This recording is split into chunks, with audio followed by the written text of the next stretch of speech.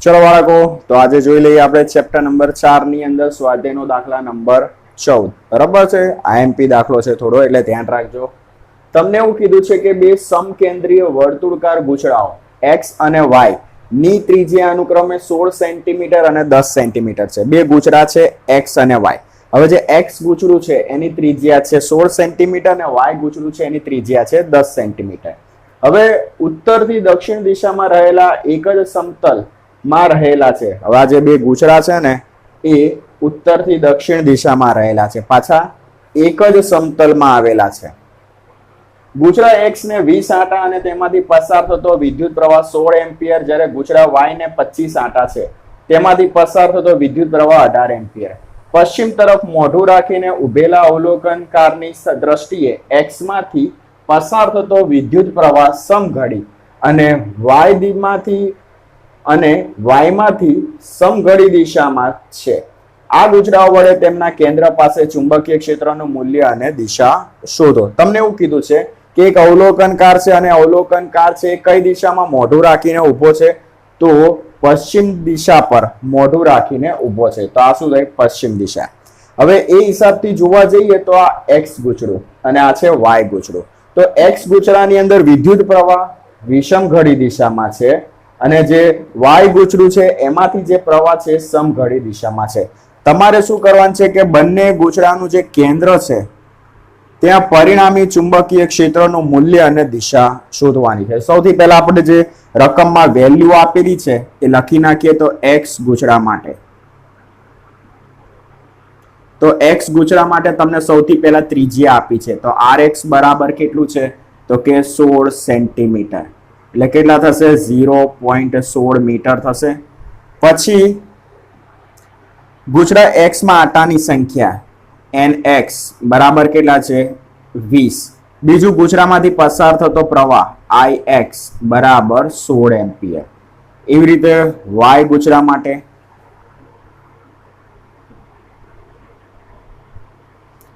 તો y ગૂંચળા માટે ત્રિજ્યા કેટલી છે? તો ry બરાબર 10 સેન્ટીમીટર, એટલે કેટલા થશે? 0.1 મીટર. બીજું y ગૂંચળામાંથી પસાર થતો વિદ્યુત પ્રવાહના આંટા આપી દીધા છે. તો ny બરાબર 25 અને iy બરાબર 18 એમ્પિયર છે. હવે તમારે કરવાનું શું છે? તો સૌથી પહેલા આપણે શું કરીશું? x ગૂંચળા વડે કેન્દ્ર પર ઉદ્ભવતું ચુંબકીય ક્ષેત્ર, y ગૂંચળા વડે કેન્દ્ર પર ઉદ્ભવતું ચુંબકીય ક્ષેત્ર બંને મેળવીશું અને એના ઉપરથી પરિણામી આપણે ચુંબકીય ક્ષેત્ર મેળવીશું. તો સૌથી પહેલા, તો સૌ પ્રથમ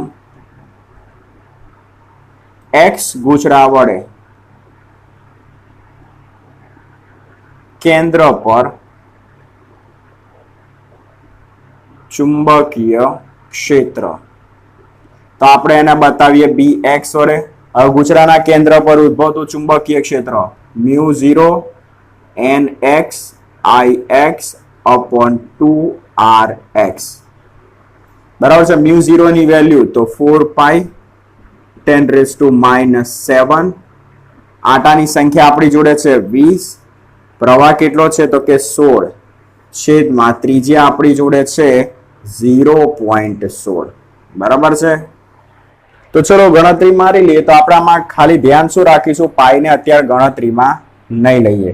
તો 4 ગુણ્યા 20 ગુણ્યા 16 ભાગ્યા 2 ભાગ્યા 0.16, એટલે આપણને મળશે 4000 પાઈ 10⁻⁷. તો હું લખી શકું 4 પાઈ 10⁻⁴ ટેસ્લા. તો જે x ગૂંચળું હતું એના કેન્દ્ર પર ઉદ્ભવતું ચુંબકીય ક્ષેત્ર કેટલું હશે? 4 પાઈ 10⁻⁴ ટેસ્લા. હવે અહીંયા ધ્યાન શું રાખવાનું કે આપણું જે x ગૂંચળું છે એના વડે ઉત્પન્ન થતા ચુંબકીય ક્ષેત્રની દિશા શું? તો તમારે શું કરવાનું? તો પ્રવાહ દિશામાં છે. બરાબર છે.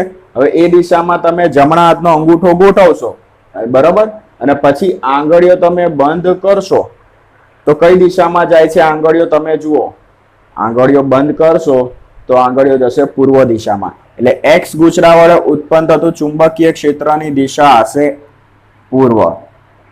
ચુંબકીય ક્ષેત્રની દિશા પૂર્વ હશે. ચલો એવી રીતે હવે વાય ગુચરા માટે, તો વાય ગુચરા માટે ગણતરી મારીએ તો B Y is equal to mu 0 n y i y upon 2 ry. Mu 0 ની વેલ્યુ 4 પાઈ 10⁻⁷ એન વાય કેટલા છે 25, આઈ વાય છે 18 છેદમાં આર વાય ની વેલ્યુ 0.1. આમાં પણ પાઈ આપણે એઝ ઇટ ઇઝ જ રાખીશું. 4 ગુણ્યા 25 ગુણ્યા 18 ભાગ્યા 2 ભાગ્યા 0.8, તો આપણને મળશે 9000 પાઈ 10⁻⁷. એટલે હું શું લખીશ 9 પાઈ 10⁻⁴ ટેસ્લા. બરાબર છે. તો જે વાય ગુચરું છે એના પર કેન્દ્ર પર ઉદ્ભવતું ચુંબકીય ક્ષેત્રનું વેલ્યુ 9 પાઈ 10⁻⁴ ટેસ્લા. હવે જે વાય ગુચરું છે એના કેન્દ્ર પર ઉદ્ભવતું ચુંબકીય ક્ષેત્ર મેળવી લીધું. હવે શોધીએ ચુંબકીય ક્ષેત્રની દિશા શું હશે. તો પ્રવાહ સમઘડી દિશામાં છે. હવે આપણે એ દિશામાં જમણા હાથનો અંગૂઠો ગોઠવી દીધો અને પછી આંગળીઓ બંધ કરશો. બરાબર. તો ચુંબકીય ક્ષેત્રની દિશા કઈ આવશે? પશ્ચિમ દિશા આવશે. બરાબર છે. તો આમ પશ્ચિમ દિશામાં ચુંબકીય ક્ષેત્ર હશે. હવે શું શોધવાનું છે? પરિણામી ચુંબકીય ક્ષેત્ર. તો પરિણામી ચુંબકીય ક્ષેત્ર. ચલો, તો તમે અહીંયા જોશો કે બંને ગુચરાની અંદર પ્રવાહની દિશા કેવી છે? પરસ્પર વિરુદ્ધ છે. હવે સૌથી વધુ ચુંબકીય ક્ષેત્ર કોના લીધે થઈને ઉત્પન્ન થાય છે? તો કે વાય ગુચરા વડે. કેટલું છે? 9 પાઈ. અને એક્સ ગુચરા વડે ઉત્પન્ન થતું ચુંબકીય ક્ષેત્ર કેટલું છે? તો કે 4 પાઈ. તો અહીંયા ધ્યાન શું રાખવાનું કે મોટું ચુંબકીય ક્ષેત્ર કઈ દિશામાં છે? પશ્ચિમ દિશામાં છે. તો સીધી વાત છે કે પરિણામી ચુંબકીય ક્ષેત્ર પણ કઈ દિશામાં હશે? તો કે પશ્ચિમ દિશામાં જ હશે. તો બી વાય માઇનસ બી એક્સ. તો બી વાય ની વેલ્યુ છે 9 પાઈ 10⁻⁴ માઇનસ 4 પાઈ 10⁻⁴. તો આપણને મળશે 5 પાઈ 10⁻⁴. તો 5 ગુણ્યા 3.14 10⁻⁴ ટેસ્લા. એટલે ગણતરી મારીએ તો 5 ગુણ્યા 3.14 5 ગુણ્યા 3.14 તો આપણને મળશે 15.7 10⁻⁴ ટેસ્લા. અહીં બી વાય ગ્રેટર ધેન બી એક્સ હોવાથી પરિણામી ચુંબકીય ક્ષેત્ર પશ્ચિમ દિશામાં હશે.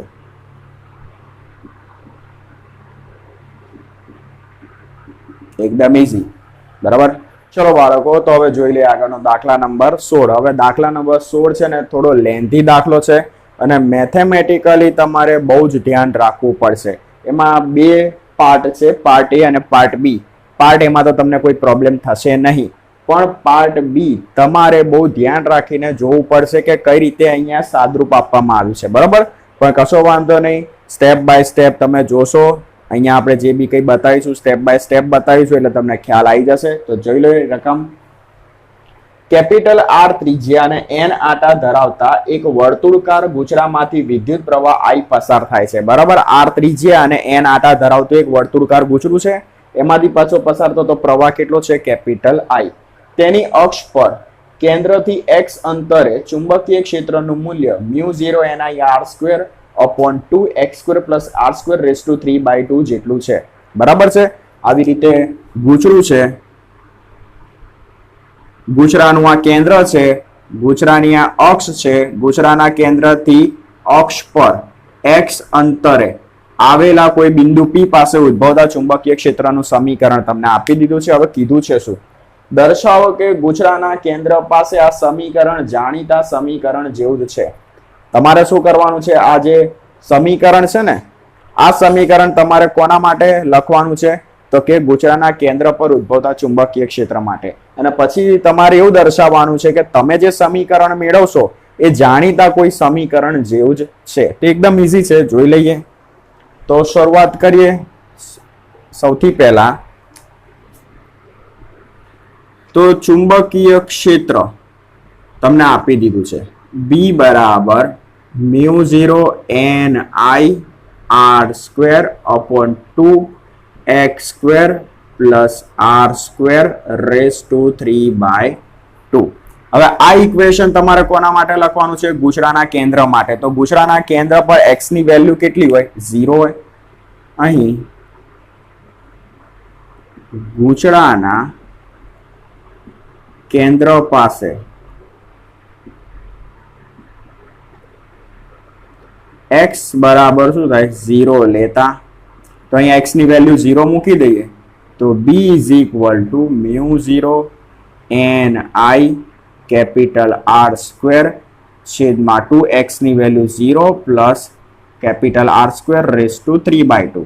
ચલો, μ0 NI R² છેદમાં 2 R² / 3/2. તો અહીંથી 2 કેન્સલ.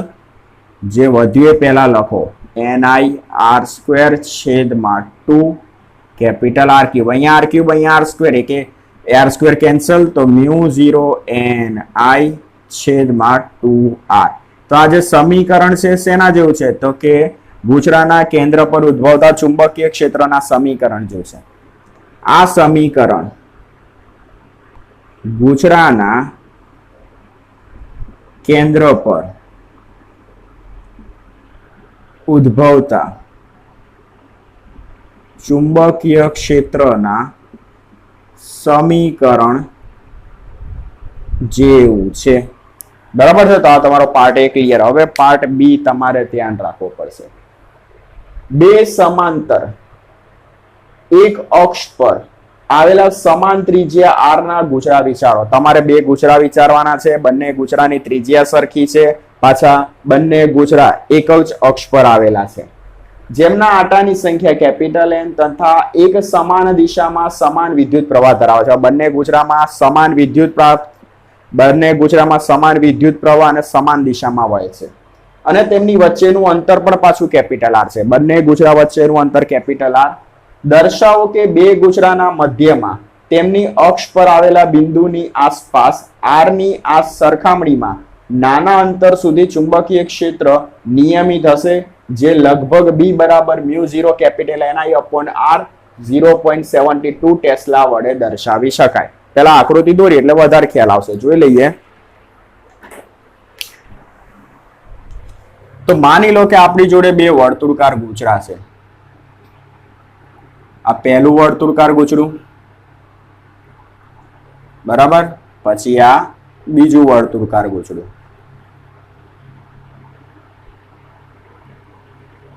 બરાબર છે? ચલો, થોડું નાનું મોટું લાગે છે. ચલો, હવે કરવાનું શું છે? તો બંને ગુચરાના કેન્દ્ર છે. બંને ગુચરા વચ્ચેનું અંતર કેટલું છે? R છે.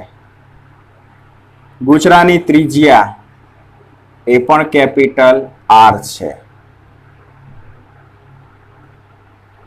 હવે બંને ગુચરાના કેન્દ્ર પાસે, એટલે કે અહીંયા બંને ગુચરાનું જોડતી જે રેખા છે એના મધ્ય બિંદુ, એટલે કે અહીંયા નામ આપી દઈએ બિંદુ O. એની આસપાસમાં નિયમિત ચુંબકીય ક્ષેત્ર આટલું છે એવું સાબિત કરવાનું છે. તો આ બિંદુ O છે ને, એની આસપાસ આપણે બીજા બે બિંદુ લઈ લઈએ. અહીંયા લઈ લઈએ Q અને અહીંયા લઈ લઈએ બિંદુ P. બરાબર છે? હવે જુઓ, તો બિંદુ O થી Q નું અંતર આપણે લઈ લઈએ d. એવી રીતે O થી P નું અંતર પણ આપણે d લઈ લઈએ. બીજી વસ્તુ શું? બિંદુ O થી આ કેન્દ્રનું અંતર કેટલું થશે? r/2 થશે. એવી રીતે બિંદુ O થી આ કેન્દ્રનું અંતર કેટલું થશે? તો કે r/2. 2. આપણે કરવાનું છે શું, તો ફરીથી હું તમને ક્લિયર કરું છું કે બંને ગૂંચળાનું જે મધ્ય બિંદુ છે એના આસપાસના વિસ્તારમાં ચુંબકીય ક્ષેત્ર કેવું છે, નિયમિત છે, અને કેટલું છે તો કે આટલું એવું સાબિત કરવાનું છે. એટલે આપણે સરળતા રહે એના માટે શું કર્યું, આ બિંદુ O છે એની આસપાસ બીજા બે બિંદુ લઈ લીધા, Q અને P. હવે O થી P નું અંતર D છે, O થી P નું અંતર D છે, O થી Q નું અંતર D છે. બરાબર છે. હવે આપણે શું કરીશું, બેમાંથી કોઈ એક બિંદુ પાસે ચુંબકીય ક્ષેત્ર મેળવીશું. બરાબર છે. અને કેટલું હોવું જોઈએ, આટલું હોવું જોઈએ. તો સૌથી પહેલા બંને ગૂંચળામાં જે પ્રવાહ વહે છે એક સરખો અને એક જ દિશામાં છે. બરાબર. સૌથી પહેલા આપણે કરવાનું શું, કાં તો આપણે બિંદુ P પાસે કાં તો બિંદુ Q પાસે ચુંબકીય ક્ષેત્ર શોધીશું. તો આપણે શું કરીશું, બિંદુ P પાસે ચુંબકીય ક્ષેત્ર મેળવીશું. તો સૌથી પહેલા વિચારો કે બિંદુ P પાસે ચુંબકીય ક્ષેત્ર કઈ રીતે ઉદ્ભવશે. તો સૌથી પહેલું આ ગૂંચળા વડે P પાસે ઉદ્ભવશે, એવી રીતે આ ગૂંચળા વડે P પાસે ઉદ્ભવશે. હવે તમારી ઇક્વેશન કયું વાપરવાનું, તો રકમમાં તમને જે આપેલું છે ને એ જ ઇક્વેશન વાપરવાનું છે. હવે ધ્યાન શું રાખવાનું, આ ઇક્વેશનનો ઉપયોગ તમે અહીંયા કરો તો ચેન્જીસ ક્યાં કરવાના, અહીંયા. x એટલે શું થાય, ગૂંચળાના કેન્દ્રથી બિંદુ P નું અંતર. બરાબર. પહેલા શરૂઆત તો કરીએ પછી આગળની વાત કરીએ. તો સૌ પ્રથમ આકૃતિ પરથી જો એક વસ્તુ યાદ રાખો, તમારે લખાણ બહુ ના લખવું હોય ને તો લખી નાખવાનું કે આકૃતિ પરથી, કેમ કે આપણે આકૃતિમાં તો બધું બતાવેલું જ છે ને. આકૃતિમાં બધું બતાવેલું હોય તો લખવાની જરૂર નથી કે ભાઈ આપણે આકૃતિમાં આ બતાવ્યું છે. તમે આવું લખી નાખો ને કે સૌ પ્રથમ આકૃતિ પરથી, એટલે તમે લખાણ લખવાની જરૂર નહીં, બધું આકૃતિ બોલશે. તો આકૃતિ પરથી બિંદુ, આને કહી દઈએ ગૂંચળું 1 અને આને કહી દઈએ ગૂંચળું 2. બિંદુ P પાસે ગૂંચળા 1 વડે ઉદ્ભવતું ચુંબકીય ક્ષેત્ર, તો આપણે એને બતાવી દઈએ B1 વડે. તો આ જ ઇક્વેશન વાપરીશું. તો μ0 NIR² upon 2 કૌંસની અંદર x એટલે શું થશે, આ ગૂંચળાના કેન્દ્રથી બિંદુ P નું અંતર. તો ગૂંચળાના કેન્દ્રથી O નું અંતર કેટલું છે, r/2. O થી P નું અંતર કેટલું છે, D. તો કેન્દ્રથી P નું અંતર કેટલું થશે ટોટલ, તો r/2 વત્તા D થશે. તો આપણે એ પ્રમાણે લખવાનું. બરાબર. તો અહીંયા આવશે ચોરસ કૌંસ r/2 પ્લસ D એનો સ્ક્વેર વત્તા r²⁵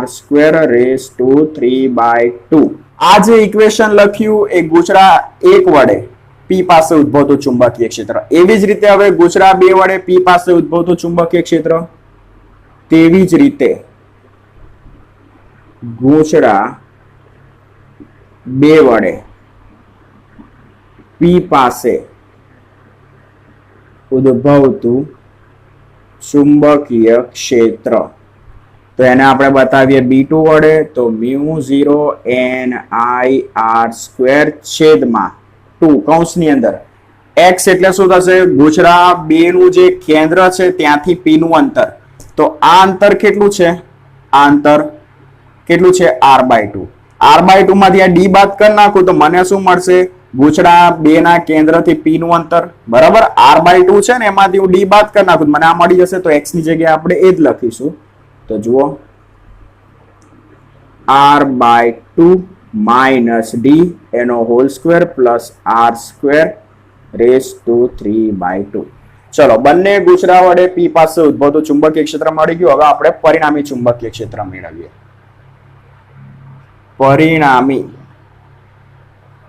ચુંબકીય ક્ષેત્ર, તો B બરાબર B1 વત્તા B2. હવે ધ્યાન રાખજો કેમ કે હવે સાદરૂપ થોડું મોટું થશે. ચલો, B1 ની વેલ્યુ મૂકીએ તો આપણી જોડે છે B1 μ0 NIR² μ0 NIR² છેદમાં 2 કૌંસની અંદર આનું વિસ્તરણ કરીએ તો r²/4 plus D² plus 2 r/2 into D plus capital R square raise to 3/2 વત્તા mu 0 N I upon R square છેદમાં આનું વિસ્તરણ લખીએ તો 2 કૌંસની અંદર આર સ્ક્વેર બાય 4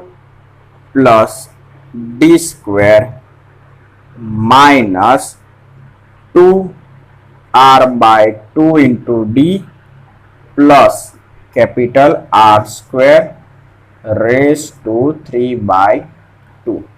ચલો હવે અહીંયા ધ્યાન શું રાખવાનું આપણે તો પહેલા તો છેદ ઉડાડી દઈએ તો અહીંયા 2 2 કેન્સલ, અહીંયા પણ 2 2 કેન્સલ. હવે તમે અહીંયા જોશો કે જે અંતર r છે એની સરખામણીમાં જે d અંતર છે એ કેવું છે, ઘણું નાનું છે. ફરીથી સમજો કે આ જે અંતર r છે એની સરખામણીમાં d અંતર કેવું છે, ઘણું નાનું છે. તો તમે d સ્ક્વેર ને અવગણી શકો તો અહીંયા લખીએ પરંતુ r double greater than d હોવાથી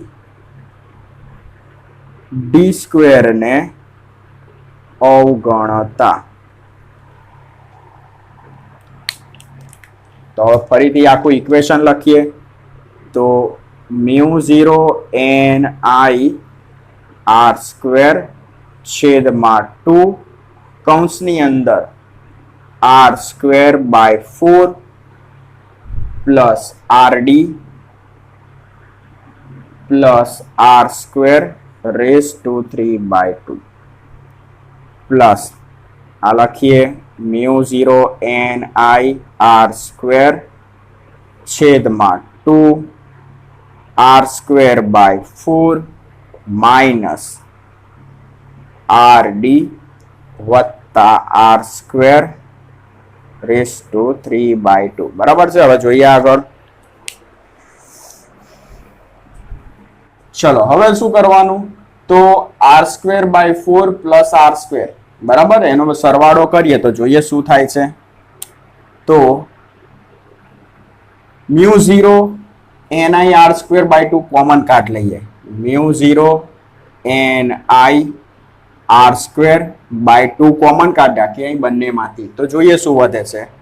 તો કૌંસની અંદર 1 upon R square by 4 plus R square એટલે કેટલા થશે 5 આર સ્ક્વેર બાય 4 પ્લસ હજી શું વધ્યું અહીંયા આરડી વધ્યા તો અહીંયા લખીએ આરડી રેસ ટુ 3/2. આ લખવાનું ભૂલવાનું નહીં નકર લોચા થઈ જશે વત્તા R square by 4 plus R square તો 1 અપોન કૌંસમાં 5 R square by 4 minus R D raise to 3/2. ચલો હવે ધ્યાન રાખજો કે હવેનું જે સાદુરૂપ છે તમારે ધ્યાન રાખવું પડશે. કઈ રીતે તો જુઓ આપણે શું કરીશું R square 5r square by 4 છે ને એને કૌંસની બહાર કાઢીશું. 5r સ્ક્વેર બાય 4 છે ને એને કૌંસની બહાર કાઢીશું પણ ઉપર કેટલી ઘાત છે 3/2 ઘાત છે એટલે જ્યારે આને બહાર કાઢીશું ને તો એની સાથે સાથે 3/2 ઘાત પણ નીકળશે. પણ બીજું શું ધ્યાનમાં રાખવાનું કે 5r સ્ક્વેર બાય 4 તમે અહીંથી કાઢશો ને તો આના છેદમાં 5r સ્ક્વેર બાય 4 આવી જશે. એક સાદું એક્ઝામ્પલ આપું x પ્લસ 1 છે. હવે હું અહીંથી x કોમન કાઢું તો આની જોડે x છે ના તો x હું બહાર કાઢું ને તો અહીંયા તો 1 થઈ જશે પણ શું થશે અહીંયા 1/x થઈ જશે. જો આ જ વસ્તુ હું તમને બીજી રીતે સમજાવું તો આ તો ડાયરેક્ટ લખતા શીખવાડ્યું મેં ખરેખર આ કઈ રીતે આવે તો x પ્લસ 1 છે ને એને x વડે ગુણું ને x વડે ભાગું તો x વડે ગુણ્યું x પ્લસ 1 છેદમાં x વડે હું ભાગું છું. બરાબર છે. ચલો હવે જુઓ x ને એમને બહાર રાખવું આ જે છેદમાં x છે ને આવી રીતે લખી નાખું x છેદમાં x plus 1/x. x cancel તો x 1 પ્લસ 1/x આવી ગયું સીધે સીધું. બરાબર છે. એટલે સાદી ડાયરેક્ટ રીતે લખવું હોય તો અહીંયા x પ્લસ 1 છે x ને હું બહાર કાઢું તો બહાર કાઢી દીધા તો અહીંયા તો 1 આવશે પણ અહીંયા x છે ના તો એના છેદમાં જે બહાર કાઢ્યું ને એ લખી નાખવાનું. આના છેદમાં અહીંયા જે બહાર કાઢ્યું હોય ને એ લખી નાખવાનું એટલે તમારે એક સ્ટેપમાં પતી જશે. આ થોડું સ્ટેપ વધી જશે. બરાબર છે.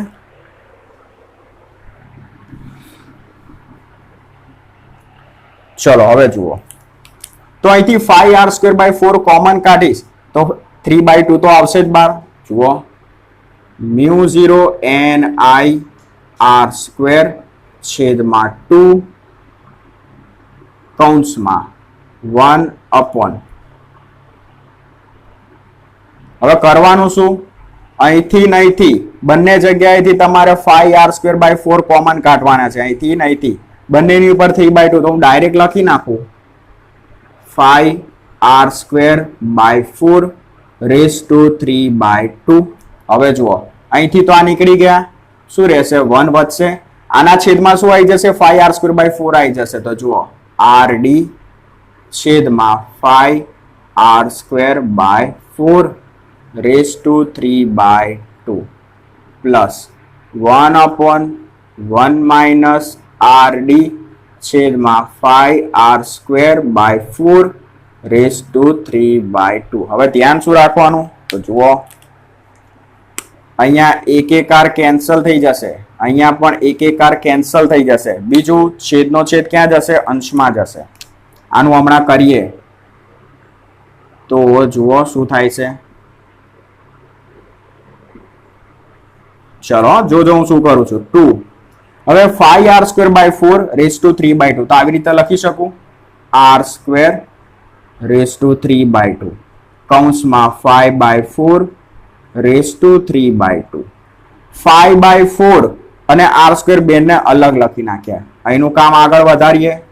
1 અપોન છેદનો છેદ ક્યાં જશે? અંશમાં. તો કૌંસની અંદર 1 પ્લસ 4d છેદમાં 5r raise to 3/2 plus 1 upon 1 minus છેદનો છેદ અંશમાં તો 4d છેદમાં 5r²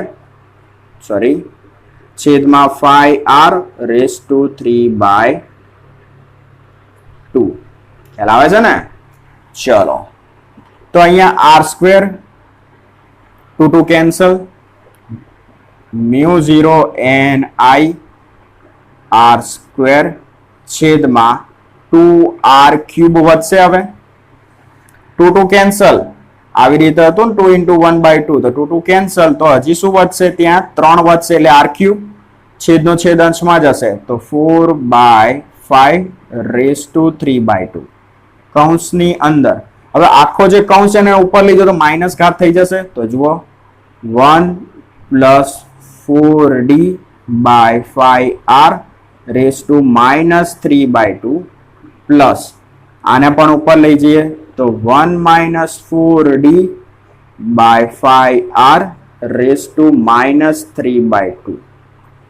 ચલો અહીંયા સ્ક્વેર, અહીંયા r³ તો r² કેન્સલ, જે વધીએ લખીએ તો મ્યુ 0 n I છેદમાં 2r કૌંસની અંદર 4/5 રેઝ ટુ 3/2. ચલો તો હવે મેં તમને પહેલા પણ કીધેલું છે કે જ્યારે આવી રીતે કૌંસની ઉપર ઘાત હોય તો દ્વિપદી પ્રમેયનો ઉપયોગ કઈ રીતે કરવાનો. તમે તમને એકદમ શોર્ટ મેથડ શીખવાડેલી કે પણ જેટલી પણ ઘાત હોય એને બીજા પદમાં ગુણી દેવાની. બરાબર છે? કંઈક આ રીતે જુઓ કૌંસમાં 1 પ્લસ કેટલી ઘાત છે? -3/2 છે ને, તો અહીંયા લખી નાખવાનું -3/2 4d 5r. બરાબર છે? કૌંસ પૂરો આખો પ્લસ સેમ વસ્તુ આમાં 1 માઇનસ -3/2 4d 5r. ચલો હવે જુઓ કામ ઈઝી થઈ જશે. તો mu 0 n I upon 2r 4/5 raise to 3/2. હવે કરવાનું શું? ક્યાંય કઈ ઉડે છે? શેર ઉડતું હોય તો ઉડાડી દેવાનું, શરમ નહીં રાખવાની. 2 દુ 4 2 દુ 4. ચલો પ્લસ માઇનસ માઇનસ 3 દુ 6 તો 1 minus 6d 5r plus 1 minus minus plus અહીંયા પણ 6d 5r આવશે. ચલો હવે તમારા જીવને શાંતિ થશે. કેમ? કેમ કે હવે જુઓ આ બે કેન્સલ, આગળ સાદરૂપ આપીએ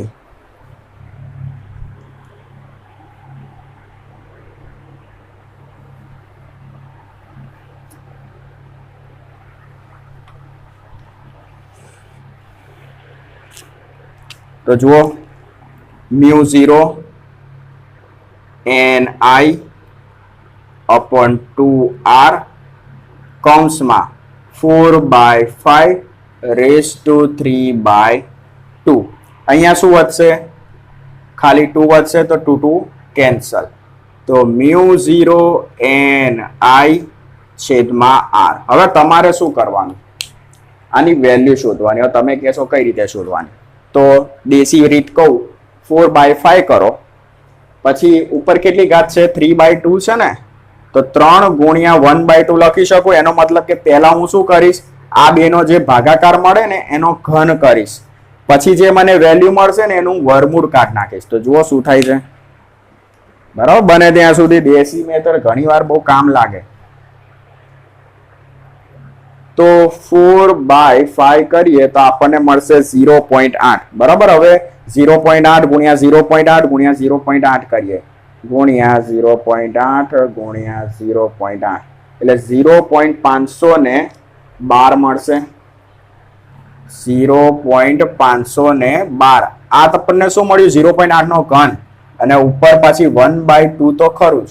હવે 0.512 એનું વર્ગમૂળ કાઢવાનું. બરાબર છે, તો વર્ગમૂળની અંદર 0.512 તો આપણને b બરાબર મળશે મ્યુ 0 ni upon r કૌંસની અંદર 0.7155. ચલો રાઉન્ડ ઓફ કરીએ તો રાઉન્ડ ઓફ કરીએ તો b બરાબર મ્યુ 0 ni upon r. 5 છે, આગળ એકી સંખ્યા છે તો 0.72 થઈ જશે. એટલે તમને મળશે b બરાબર મ્યુ 0 ni upon r ગુણ્યા 0.72 ટેસ્લા. બરાબર, આ જે જવાબ મળ્યો છે મહા મહેનતે મળ્યો છે. જો તમને આ દાખલો આવડી જાય ને તમારા કોન્ફિડન્સમાં ખૂબ વધારો થશે, કેમ કે જેવા તેવાને દાખલો ના આવડ્યા. બરાબર છે.